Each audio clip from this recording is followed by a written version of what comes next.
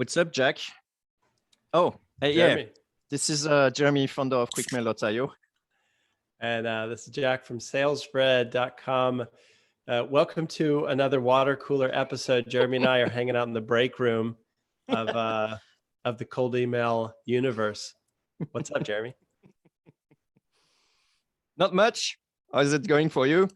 How's your last campaign going? We've never been good at small talk, but we are going to do some water cooler type banter around auto warmers and why I think they're going straight into Google's waste bin in the future. I'm very curious if we're going to diverge on this, but let's have a chat, Jeremy. It's so for normal listeners who are expecting high octane takeaways to the tune of 3 per minute, it ain't happening. But if you want to sit back and enjoy a cold beverage with Jeremy and I, we will have a discussion on the future.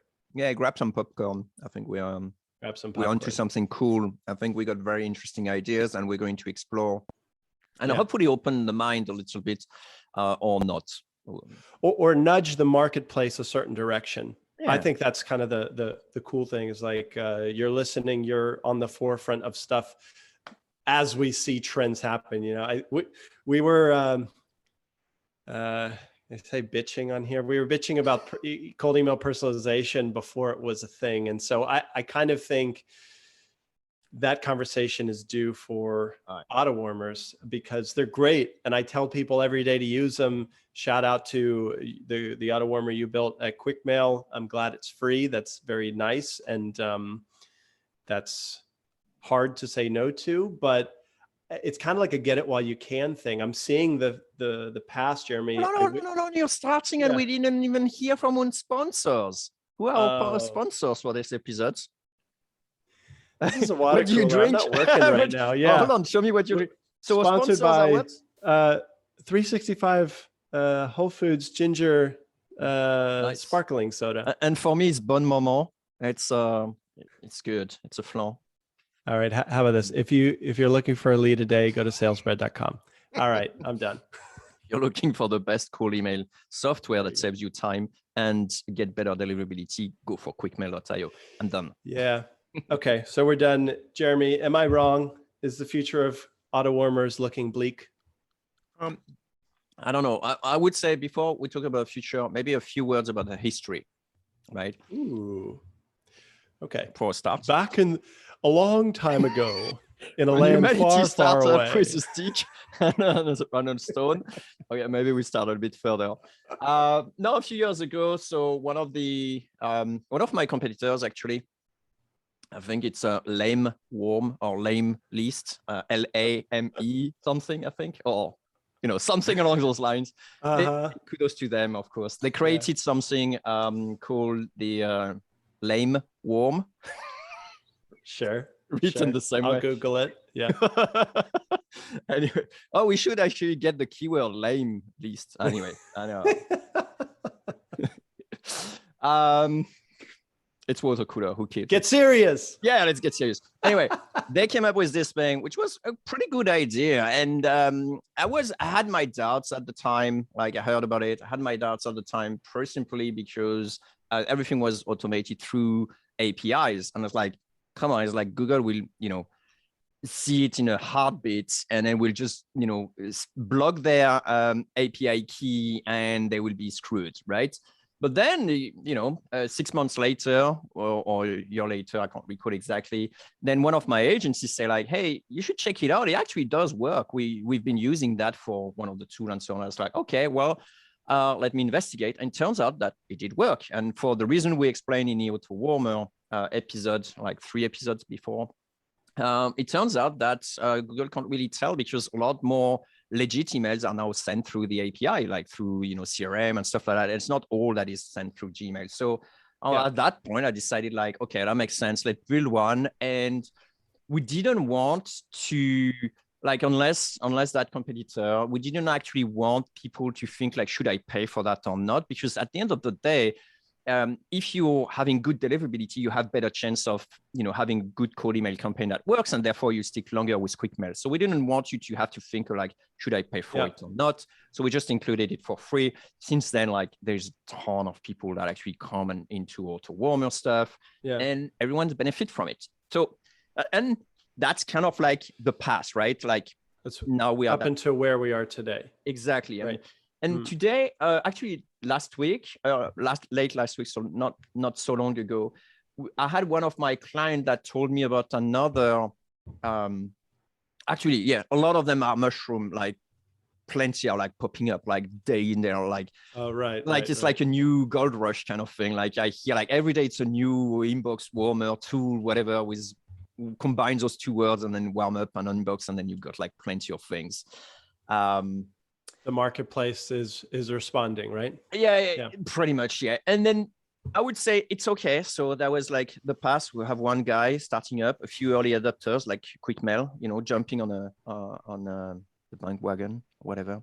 Sure. And then you had like specialized tools. And now, and this is really interesting, what we see in the present time is that we had tools that so many people are leaving their tools to go to QuickMails because it has an AutoWarmer and other tools with AutoWarmer, that now they're forced to actually build AutoWarmer. So last week, one of my prospect, I would say, like in a sales call, we were discussing like, hey, what tool do you use, and so on, and say, well, we've been using that tool and they just started, building an AutoWarmer. And it's like, oh, that's interesting because that's a very old tool as well. And so it's obvious that they're starting to be forced to actually build those things. So now we come into everyone should have it. It's like as part of your AutoWarmer stuff, cold outreach stuff, that you need the AutoWarmer. So what's the future, right? Well, we saw it go from innovation to now commodity. That's right. Right. Okay. And so that's interesting in its own right. But I have to imagine, check out where I'm coming from, Jeremy. There used to be a small subset of cold emailers who were using this technology, maybe 1-3% of the cold email population, just a year and a half ago was using this AutoWarmer, right? Do I have the timeline right? About a year and a half? Sorry, I'm just sending you your secret word. Okay. Let's see if I can place it without you, listener, knowing.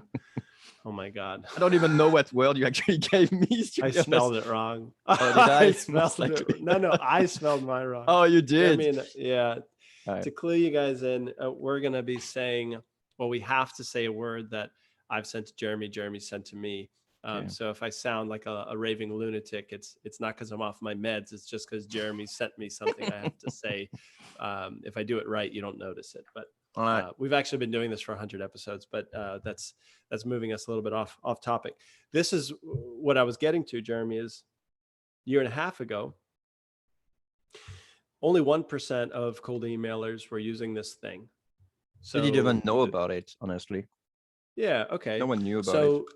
So the people, the kind folks at Gmail HQ didn't really care.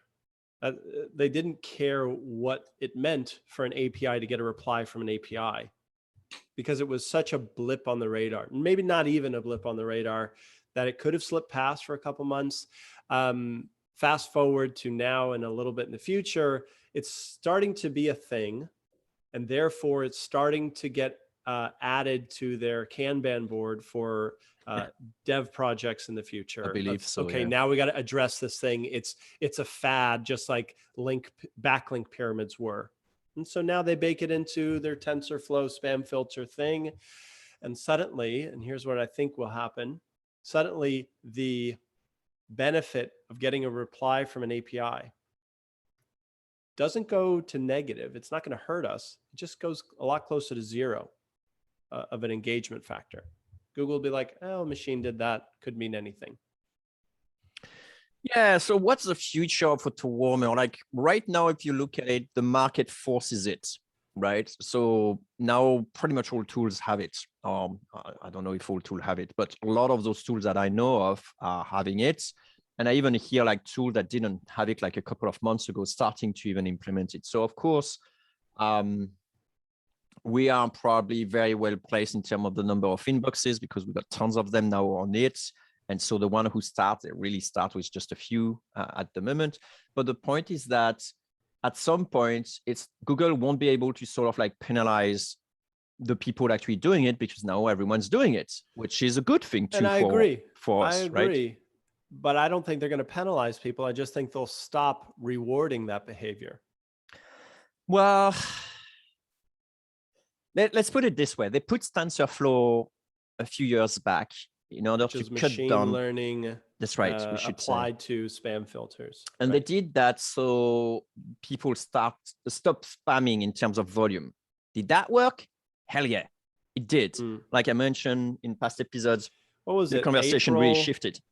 March, April, February. 2019? Yeah, February. Exactly. February, March. Yeah. Lots of reports suddenly starting up like, hey, my email is not getting delivered. What's happened? Like, how many hours are you sending per day? Oh, okay, I got it. Anyway, so you're right. They're probably going to try to bake it up into TensorFlow, but here's the trick: is like it's much harder because we're using some algorithms that's not quite GPT-3, which is like a human can decide like, oh, this is an auto warmer or not. But at some point, you won't see really the difference. And I think penalizing on the fact that you're sending through the API is incorrect. And Google likes to be 99% accurate on everything they're doing, right? So that's going to be very, very difficult. What do you mean? What do you mean? Well, I mean, they're engineers first, which means they don't like solution that works at 80%. They always try to solve the problem fully, right? And I don't think they'll be able to really sort this one out potentially if you have GPT-3 in place, because that means that it's like a computer trying to fool another computer, or another computer trying to figure out that was it a human or a computer, and even human can't make the difference, so the computer won't be able to either. Okay, but I okay. So sort of following you, you're saying the engineers won't be able to arrive at 100% of a way to separate auto warmer activity from what? From what? But from human ones.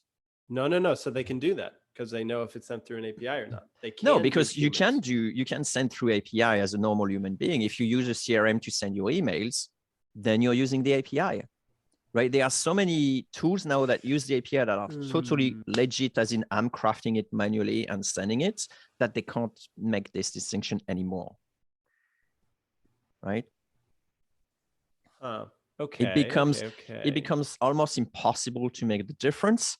The problem would be when you're the recipient and you're going to receive email and you won't know if this is really a cold email or an auto warmer email or something else, right? That becomes a bit trickier. But don't you think, Jeremy, that, okay, let's say Google said, Jeremy, we're going to purchase QuickMail for $1 trillion and fly you to San Jose. You're going to teach us how to beat this thing. Don't you think you could kind of give them some pointers? Oh yeah, it's simple. Yeah. Like I contact every provider of the API and I say, if we caught you doing those activities or offering those services, we're going to cut you access to the API. Job done. There's not even need to have like, all that complicated, smart algorithms to look at stuff. It's just like, dude, you're using our API. This is what you need to comply to. If you don't, you have 30 days to comply. Otherwise, we cut you the API. I bet you that everyone will comply straight away. And then the end of the auto warmer. I don't think they will do it because they probably like to be smart and just do it, beat it algorithmically speaking kind of thing. Probably. But honestly, this is probably the easiest and simplest way they could shut down this whole fade stuff. The problem for IC is that they're going to bring back some old bad habits, which is basically people just doing black hat stuff and contacting shops, services, to just ask them for the pricing grid or whatever, just to create some fake engagements. Yeah. Okay. So you think let's put ourselves on a map here. You believe that eventually Google will try and algorithmically solve this, and however they do that is unknown, but the implication will be we'll go back 2 steps, and the practice of kind of faking our way into getting responses will become a black hat strategy that many will adopt? That's one possible outcome of the future, honestly. What I are don't the like that one. Yeah. well, I don't really see a positive outlook for the future. Why? Because it's kind of hacky, right? Yeah. Auto Yeah. warmers it's a hack. Right. Well, it's bypassing a problem. One other potential way is that's very unlikely to happen, but it's probably a different email protocol on the side. Like it's sort of like LinkedIn does open suddenly all the inboxes to everyone, and you can actually send, two emails to everyone through their sort of API, which means like, well, not having an API to actually send stuff. So you have to effectively have people sending, genuine kind of emails. Unlikely to happen because everyone still uses emails, right? Hold on. What do you? Okay, we're getting futuristic here. Are you saying the inbox will be different?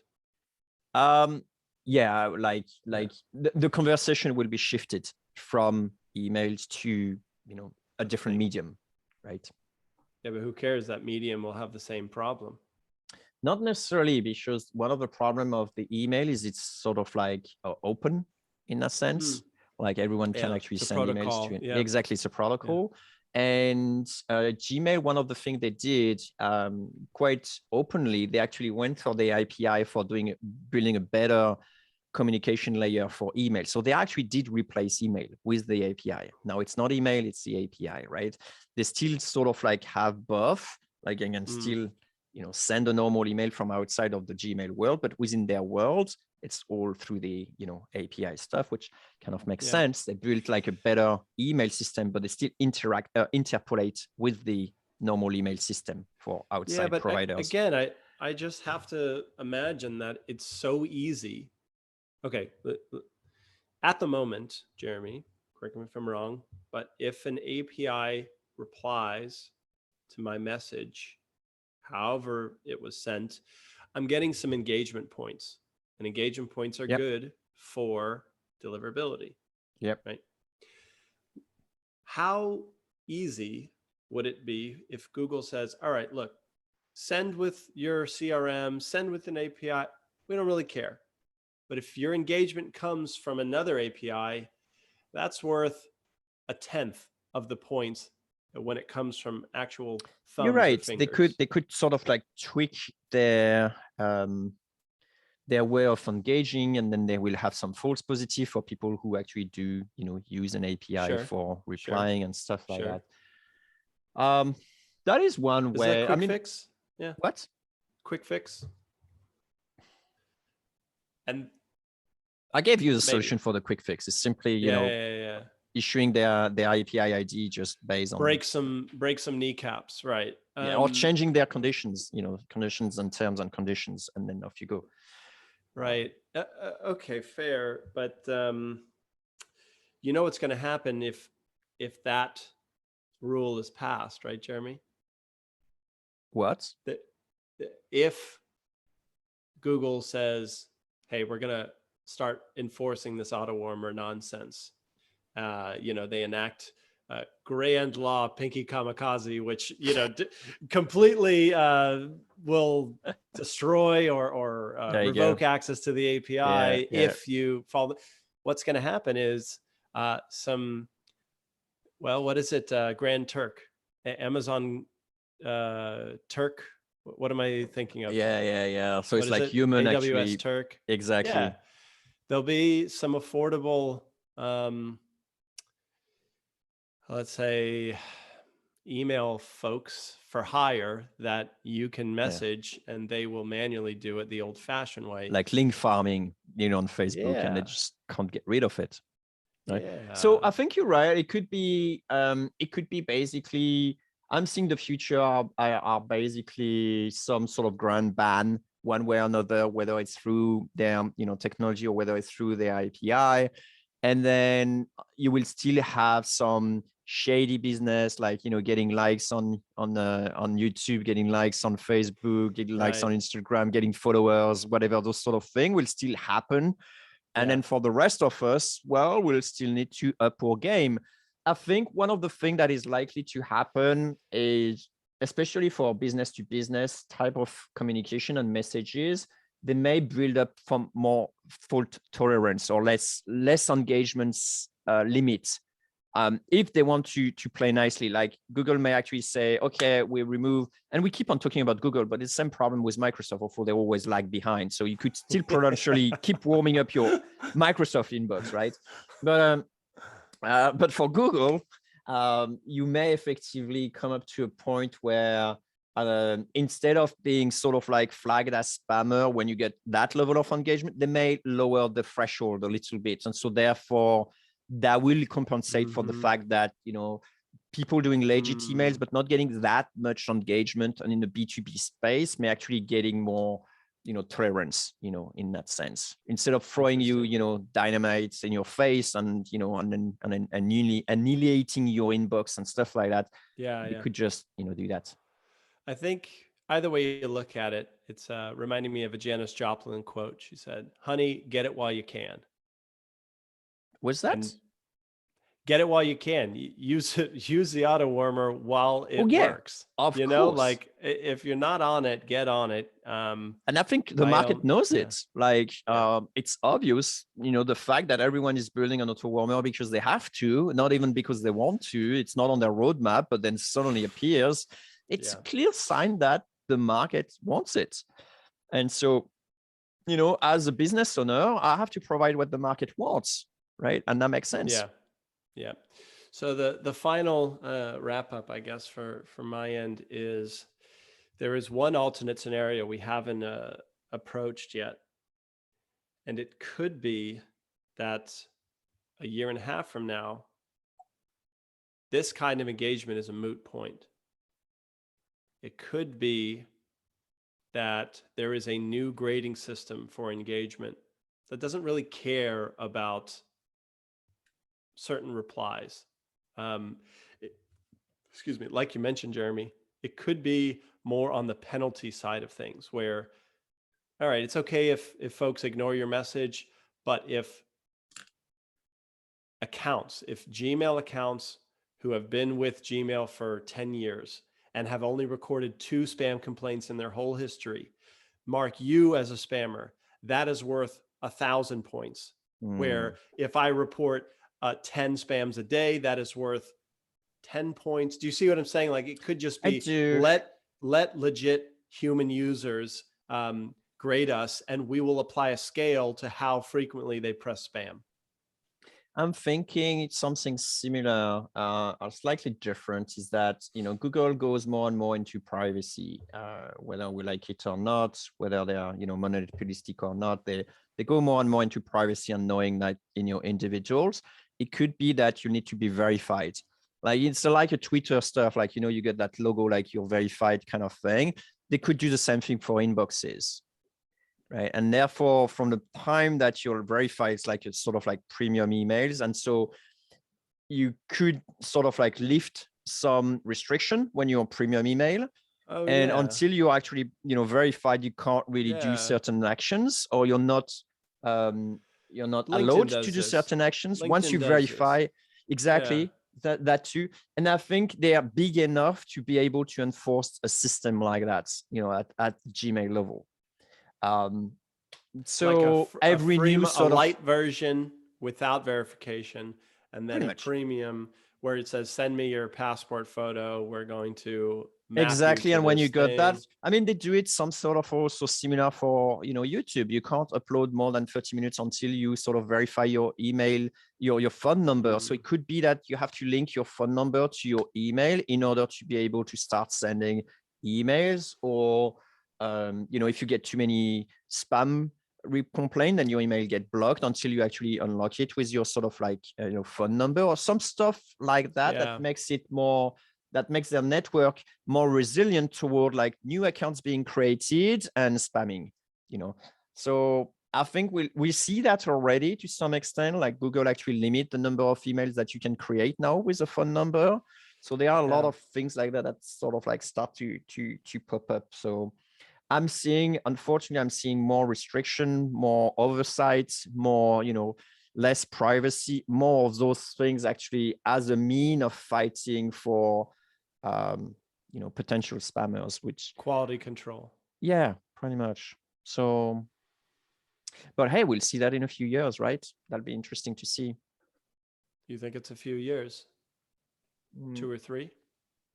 I think we got one more free ride for the auto warmer. So I would guess 2022 is going to be different. So, or has it changed? Yeah. Will be 2022 or 2023. I don't see that going any further, honestly. And of course, by 2024, we'll all be cold calling again. That will be funny. Then we'll be doing podcasts with like knock knock, ring ring. Oh, I am sure that won't happen. I don't like calling that much, Jeremy. If this was the 80s, I think that'd be fun. I'd like to be the guy who writes the scripts for German for a Belfort. big giant. Yeah, exactly. I think that would be a lot of fun.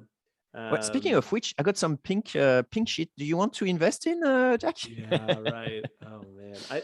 I think I knew somebody who got one of those phone calls in the late 80s. Oh yeah?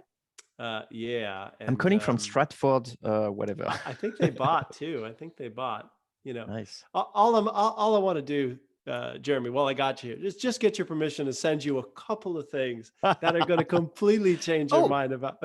Here's one thing we didn't consider, by the way, is decentralization and blockchain. It could be that it has an effect on email verification, like on authentication. It could be, Cardano is doing something with identity, electronic identity. It could be that at some point, some stuff like that are done, whether it's for receiving emails, sending emails, or like in order to be able to send an email to those verified inbox, you need to have some certification or some stuff like that. It could be interesting. That's a great point. I think, do you know how they handle email in China? Have you? No, but I'd be interested to know. Okay. Yeah. I again, if you're listening and you have the scoop on this, email us at podcast@quickmail.io. Correct me. I'm going to get some things wrong.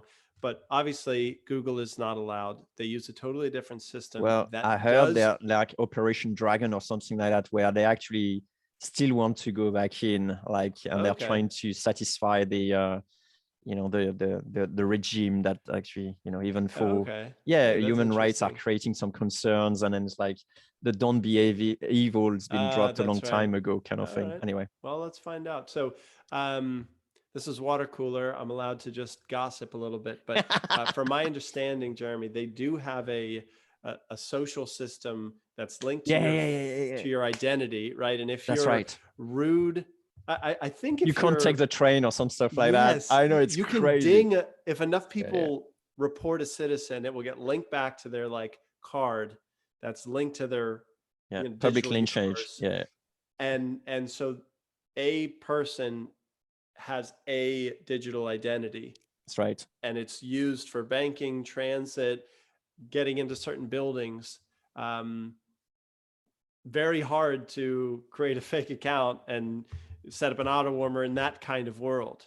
And if we do go the human being, human identity link, deliverability should be 100% for your messages that are intended for, do you know what I mean? It'd be interesting to imagine a world effectively when, there's no way to sort of hide of some of those activities in a sense. It'd be interesting, because definitely you will never receive any more, penis enlargement or all those sort of things. It's over, right? Or simply, just doing, really poor outreach. It'll be very quickly over. It'll be you'll be categorized as you'll be losing so much points so quickly that it will take you a long time to recover, and there will be no way of trashing the domain, starting a new domain kind of thing. So I think it'll be an interesting way, but obviously we're opening the Pandora door, right? With lots of problems. Which, of course, if we do get there, the workaround is just have a lot of children. These will be your your domains. Hey, my kid, can I use your email, please? No, Daddy. Last time you trashed it. Oh, come on. Just a couple of emails I want to send. What a dark world we've painted here. You got anything to cheer us up, Jeremy? No. No. But hey, okay. Here's one thing to cheer you up. Like, in 2017, it was a wild west. You could do pretty much everything with email, and everything was like just fair don't game. say penis and Viagra, and you're And gonna then get you're inbox, good, right? That's right. And then you land in inbox. And so, all we were thinking is like, oh man, if we put all those restrictions, they're going to be hard and so on. And then look at us, like, 5 years later, 6 years later, we have great, better outreach. So the floor's been raised, right? It's like, I mean, on our platform, okay, we put lots of things in place to prevent that, but we don't have any more. It's very rare when we find someone who actually try to spam or try to do anything fishy here. So I think the floor definitely been raised. We have less people asking like, how many emails can I send maximum and stuff like that. And it's more like, oh yeah, I know about personalization. Oh yeah, I know about auto-warmer. So the floor's been definitely raised for sure. And that leads to better outreach, people that are doing better. And we're still making, even more money than 6 years ago. So definitely it was going in the right direction. So maybe we'll say the same thing in 5 years. So like, in the past, you remember we could do that. We had to do personalization. No, it's okay. Everyone, whatever. Yeah. That'd be interesting. I'd be curious. At the end of the day, there's always going to be a need to get in touch and connect with people that can help our business, our career life. That's right. And for now, email has been a big help to that. Something will always be a big help to that. And that's where us outbounders will fit in nicely. But you know what will get updated and where you can get all this information? Is this for people that have continued to listen to this ramble for however many minutes? It's course.quickmail.io, of course. Yeah, if this conversation has kept you engaged to this point, or maybe you're on the treadmill and you forgot your iPhone over there and you just couldn't switch it and you've had to listen to this BS. Oh, you're just waking up after a big nap. Like, yeah, what? exactly. Then course.quickmail.io is probably for you. Perfect. If you missed this conversation, you can either rewind it. It's actually the opposite, right, Jeremy? This was look, I had fun, but I'm not sure how much practical takeaways there are. The course, on the other hand, that's all it's for. It's meant for the company who says, shoot, we better get really good at cold email really fast, and I don't have time to waste on that pursuit. Better yet, I don't even want to get good at it. I'm just going to have my newly hired sales rep or my new VP sales, whatever. Somebody at your org has to learn it. The course is there to learn in minimum time. Start to finish, build out a robust cold email campaign, lead gen system that works with fewer and fewer hours of your time, and more automation, more outsource, all that cool stuff that you want to get to. And for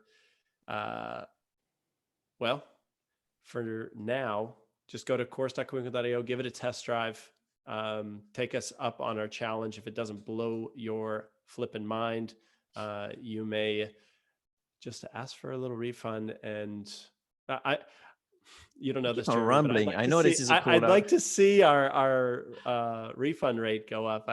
John Carlton said if you're not refunding 5% of purchases, you're not promoting that thing enough. So help us out, guys. Help us out. Well, Jack, my drink is empty. I think the water cooler is over for me. I'll go back to work. And great cast. Yeah, it was a great cast, Jeremy. Good to catch up. Hey, I'll see you in the break room some other time. Yeah, let's do that. All right. All right. Bye, my friend. See ya. Bye. See ya.